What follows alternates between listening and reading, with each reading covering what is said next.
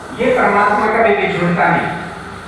और जो ऐसा परमात्मा आपको बिना विवेक का मिलेगा, कोई आपको दर्शन कराएगा, तो वो परमात्मा आपसे बिछुड़ जाएगा, वो क्षणिक होगा।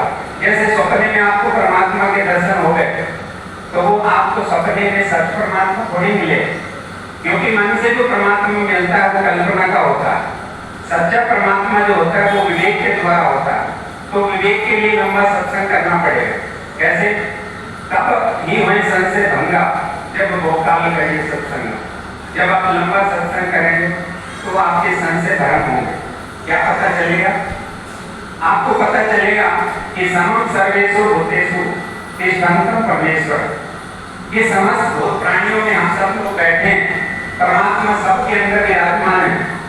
पर विनश्येषु अविनश्येषु, यानी जो नाशी के अंदर जो अविनाशी को देखता है वो सह पश्यति यह पश्यति, वो सही सही देखता है, लेकिन वो देखने की कला किससे आएगी? वो बिना सतगुरु के आएगी। आपको सतगुरु मिलेंगे तो ही आपको परमात्मा नजर आएंगे। ये तो परमात्मा नहीं मिलेंगे तो आपके जीवन में दुख, चिंता, भय, इन लोग सबको लगे हुए। क्या कोई गर्व से कह सकता है कि मेरे जीवन में दुख नहीं है, चिंता नहीं है, भय नहीं? क्या हमारा जीवन आनंद में है? क्या हमने आनंद को प्राप्त कर लिया? कौन सा आनंद?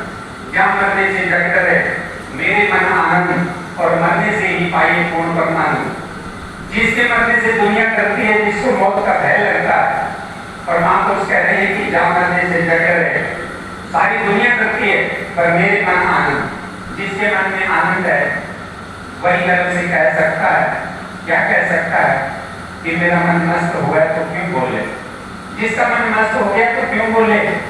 हल्की थी जब चढ़ी तराजू पूरी भई तो क्यों बोले? और जिसकी तराजू पूरी होगी तो बोलने की क्या जरूरत है? फिर आगे कह रहे हैं सुरत कलाई है मतवारी, मतवा बीगे में गिन तोले, हंसा पायो मान सरोवर ताल तलैया क्यों डोले? ये मान लिया आपने, मान सरोवर पा लिया, परमात्मा को पा लिया, तो तालाब में क्या करते जा रहे हैं? तालाब में संसार, संसार में थोड़ा थोड़ा क्षणिक सुख है, परमात्मा में अगाध सुख है। अभी महाराज जी बता रहे थे कि परमात्मा के बिना आपको सुख नहीं मिलेगा।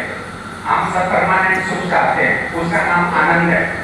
और जो आनंद मिलता है वो परमात्मा से मिलता है।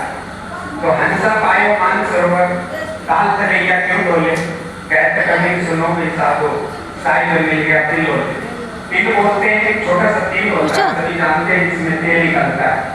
तो इतना ही अहंकार है हमारे जीवन में, वो अहंकार गिर जाए, धोती मिटे तो खुदा हो गए। और जिसको खुदा मिल जाता है ना, उसमें अहंकार नहीं रहता। और जिसमें अहंकार नहीं रहता तो उसमें धन्यवाद का जन्म होता है। अभी हमारे जीवन में शिकायतें हैं, हम शिकायतों में भरे हुए हैं, तो उसका कारण है हमारे जीवन में तनाव है, अशांति है, दुख है, चिंता है, सारे कलेश हैं, क्योंकि हम शिकायतों से हमारा मन भरा हुआ है। जब परमात्मा से मन भरता है तो धन्यवाद निकलता है। कौन सा धन्यवाद? जिसके लिए उन्हें शादी कहते हैं। क्या कहते हैं? चढ़ते सूरज ढलते देखते। जो सूरज चढ़ते हैं वो ढलते नहीं। फिर आगे कहते हैं बुझते दिए बलते देखे। जो दिए जलते हैं वो बुझते भी हैं। फिर आगे कह रहे हैं धीरे का कोई बोल न जाने, ओटे सिक्के भी चलते देखे। उसकी रहमत से नाल बंदे पानी उत्ते चलते देखे। लोग की कहते डालनी गलती न तो पत्थर गलते देखे, जिन्ना का जगते न कोई वो भी पुत्र पल्ले देखे।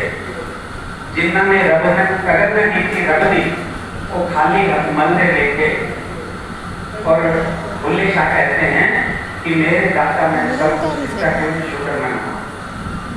ये भी शुक्रिया आता है, धन्यवाद है।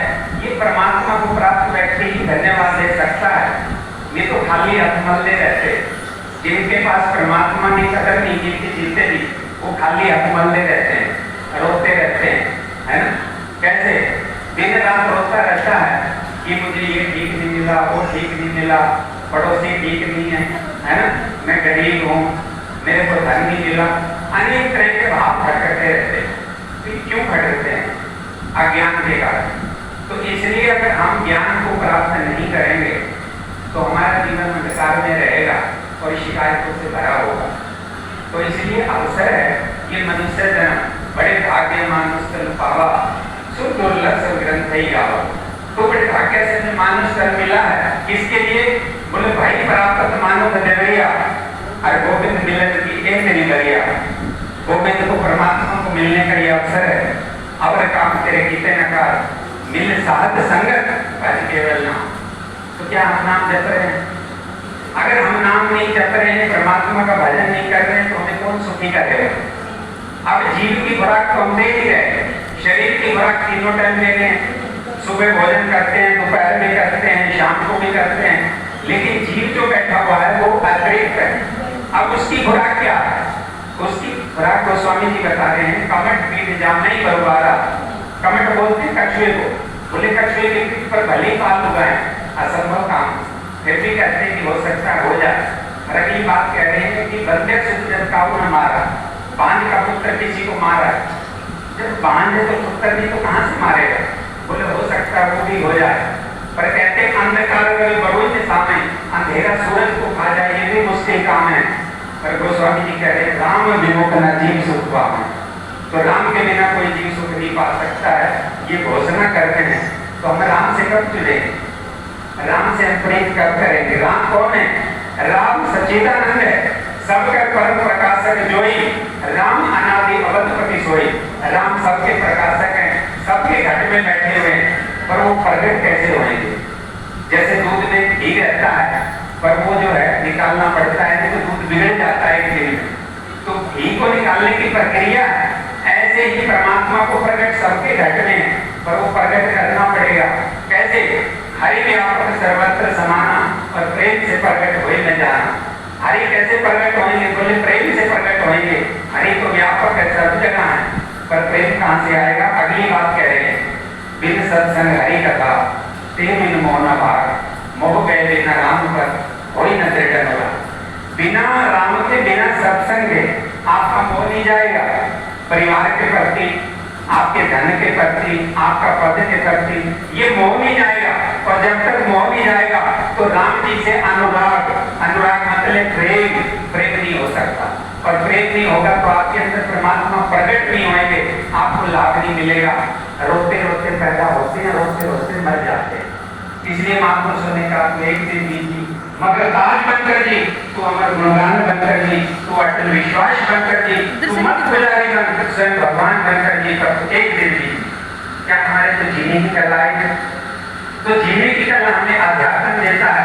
भगवान कृष्ण कहते हैं कि विद्याओं में बहुत विद्या भारत में, भौतिक विज्ञान है, ज्योतिष ज्ञान है, भूगोल ज्ञान है, इतिहास है, बहुत ज्ञान है, पर ज्ञानों में मैं अध्यात्म विद्या हूँ। अध्यात्म विद्या सर्वोपरि विद्या है, यानी आत्म विद्या। तो आत्म विद्या को जब तक नहीं जानेंगे, पहचानेंगे, तो आप सुखी नहीं हो सकते।